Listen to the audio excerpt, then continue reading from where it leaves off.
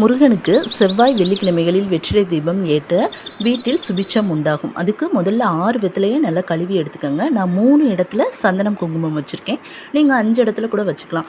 இந்த மாதிரி ஆர்டராக 1 by 1 அடுக்கிக்கோங்க. அடுக்கிட்டு அதில் நல்ல நீங்கள் வெள்ளி விளக்கு வச்சாலும் சரி அல்லது வேல் வச்சாலும் சரி, எந்த தீபம் உங்ககிட்ட இருக்கோ அந்த தீபத்தை வச்சு சுத்தமான எண்ணெய் விட்டு திரி போட்டு சுற்றிலும் 6 வெத்தலையில் 6 பூ வச்சு முருகனுக்கு விளக்கேற்றி வழிபட்டிங்கன்னா கண்டிப்பாக வீட்டில் சுபிட்சம் உண்டாகும். இந்த வீடியோ பிடிச்சிருந்ததுன்னா லைக் பண்ணுங்கள், கமெண்ட் பண்ணுங்கள், முக்கியமாக சப்ஸ்கிரைப் பண்ணுங்கள். தேங்க்ஸ் ஃபார் வாட்சிங்.